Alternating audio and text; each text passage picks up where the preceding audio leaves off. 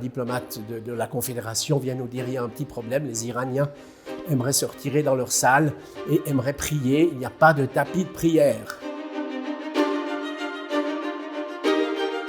J'étais le monsieur qui fait, avec d'autres d'ailleurs, qu'on lève le rideau au bon moment, que le rideau tombe au bon moment, que les éclairagistes soient là, mais vous ne m'avez jamais vu sur une photo, vous ne m'avez jamais vu dans une réception. Je faisais partie de cette cohorte de petits soldats qui font que ça marche.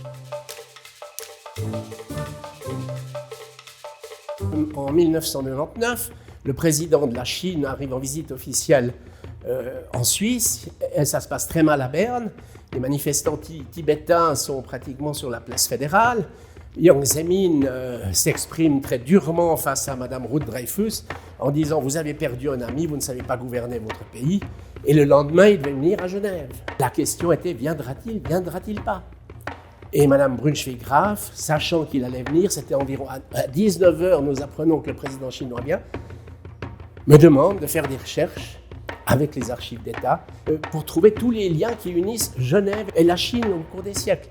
Et là, je trouve que dans les documents qui me sont fournis, qu'il y a un des plus grands sinologues de son temps, François Turrettini, qui a beaucoup écrit sur la Chine. Cela se faisant, nous avons pu faire un papier de position qui était à la disposition de la présidente à 6h30 du matin.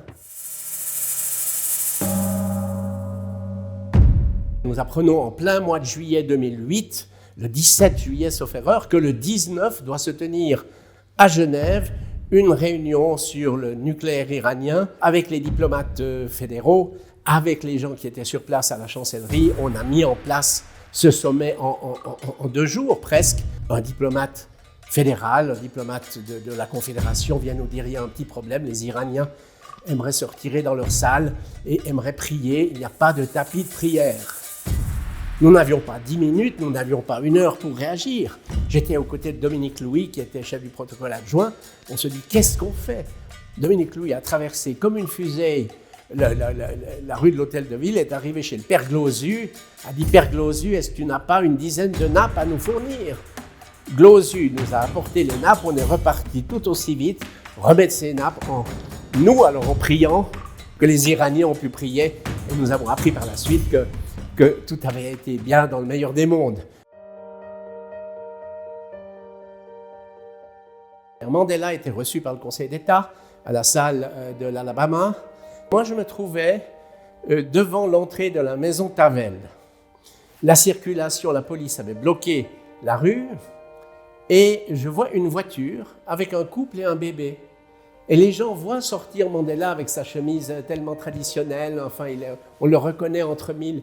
Et les gens prennent le bébé entre leurs bras et vont vraiment vers les canons. Et Mandela voit ce couple. Il y avait les motards de la police, les motos ronflantes qui s'apprêtaient à partir. Il fend le cordon de sécurité, le protocole qui lui court un peu derrière, et il prend ce bébé dans ses bras, il le soulève, il l'embrasse, il le rend aux parents, et il remonte dans sa voiture, et 10 secondes après, il n'était plus là. Et moi, j'ai regardé ce couple. Les gens, je suis ému même maintenant quand j'en parle, parce que c'était magique, voilà.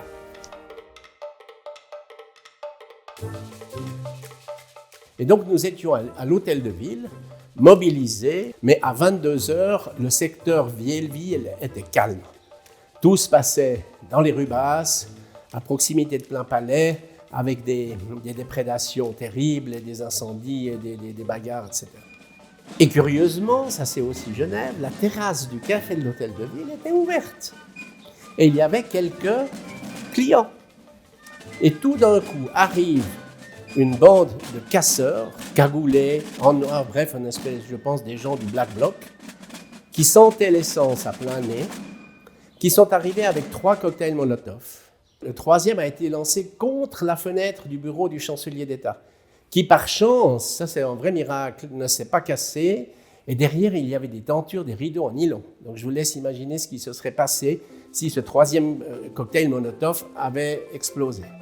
Un client, qui s'appelait M. Pierre Muller, un client de chez Glosu, demande à Glosu de lui passer un extincteur du restaurant. Glosu donne l'extincteur, et ce monsieur, on peut dire au péril de sa vie, a grimpé sur le banc de pierre, le banc de pierre historique devant l'hôtel de ville, a pénétré dans la loge, la fenêtre était brisée, et a pu éteindre l'incendie. Quelques semaines plus tard, au Salon jaune de l'hôtel de ville, le chancelier d'État Robert Hensler a invité le père Glauzu et ce monsieur Pierre Muller pour leur remettre un cadeau au nom de l'État, parce que vraiment, sans ces deux interventions, eh bien, je pense que notre hôtel de ville de 1455 ne serait plus là aujourd'hui.